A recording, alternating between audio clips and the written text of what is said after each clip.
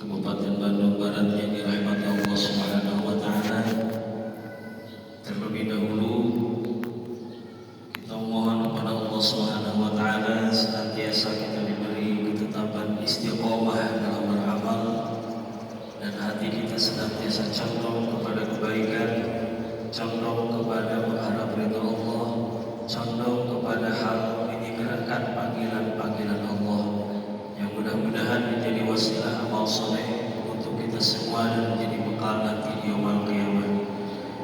Yang pertama, doa khususkan untuk Bapak Bupati, Bapak PJ Bupati Bandung Barat.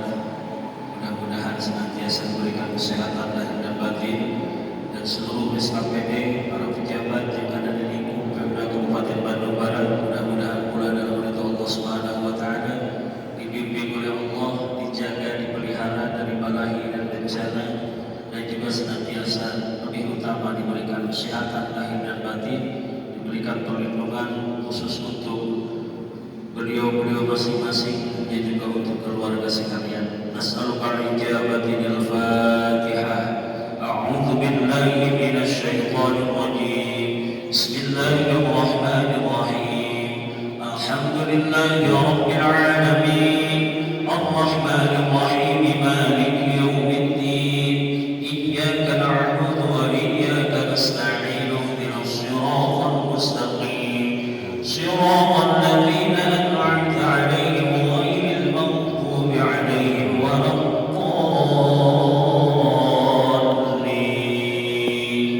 Amin. Hadirin yang dirahmati Allah Subhanahu wa taala,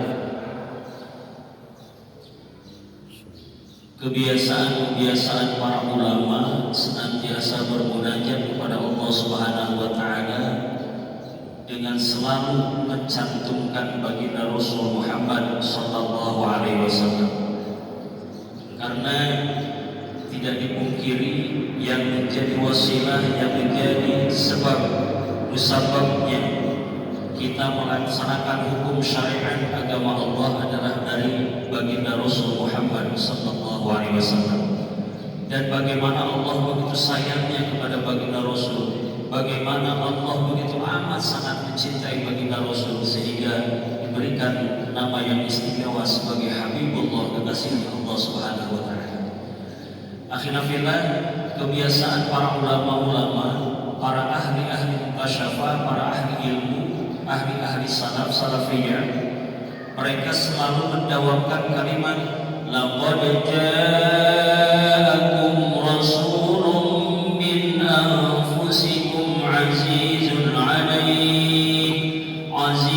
'alaihi ma 'anittum harisun 'alaikum bil mu'minina raufur rahim fa in tawallaw faqul hasbiyallahu la ilaha illa hu 'alaihi tawakkaltu wa huwa rabbul 'arsyil 'azim. Shadaqallahul 'azim. Wallahu a'lam bishawab. Dua ayat terakhir surat At-Taubah. Akhirnya fillah, ketika ulama ahli mukasyafah berkata bahwa dua kalimat tersebut, dua ayat tersebut pada surah At-Taubah, dua ayat terakhir itu memiliki keutamaan yang khusus. Ternyata para ulama pun demikian, mengharapkan keutamaan atau fadilah daripada ayat itu sendiri. Bukan dalam arti meyakini dengan sepenuh hati yang menimbulkan kemusyrikan, yang meyakini bahwa ayat itu yang menjadi penghalang, bukan, tetapi hanya sekedar menjadi sebab syariat, yang menjadi wasilah, yang menjadi perantara ketika keridhaan Allah Subhanahu wa taala khusus diberikan kepada yang berada di dalam ayat tersebut. Wallahu a'lam bishawab. Adapun para ulama-ulama terdahulu mendawamkan kalimat ini adalah dua ayat ini tiada lain maksud dan tujuan agar diberikan istiqomah hati untuk condong kepada agama Allah. Karena apa? Dicontohkan oleh baginda alam, baginda Rasul Muhammad sallallahu alaihi wasallam dengan perhatian beliau yang tiada tara. Dari waktu ke waktu, dari saat ke saat, dari hari ke hari, setiap langkah beliau, setiap denyut nadi beliau, setiap hembusan nafas beliau, apa yang dikhawatirkan adalah kita sebagai umatnya. Beliau tidak pernah berpikir fokus untuk keluarganya. Beliau tidak pernah fokus untuk kesuksesannya, tapi yang beliau pikirkan, kaifa ummati, bagaimana keadaan umatnya. Maka begitu berat bagi Rasul terhadap kita sebagai umatnya. Alangkah indah dan alangkah baiknya kita melanjutkan perjuangan tersebut agar tetap kita istiqomah untuk lebih mendekatkan diri kepada Allah Subhanahu wa taala.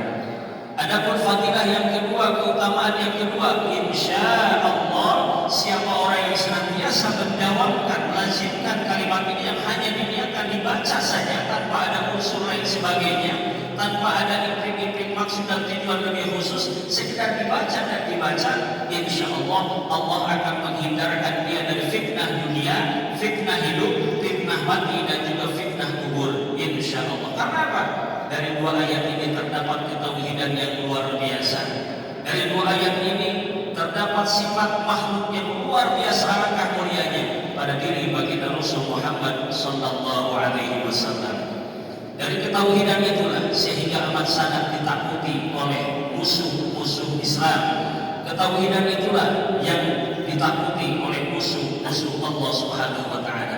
Insyaallah saupun guru tiamah lamun sok ngadawang dua ayat ieu bakal kasih lar tina fitnah guna-guna, bakal kasih lar tina fitnah papada manusia, bakal kasih lar tina pirang-pirang kagorengan jama. Sabab naon?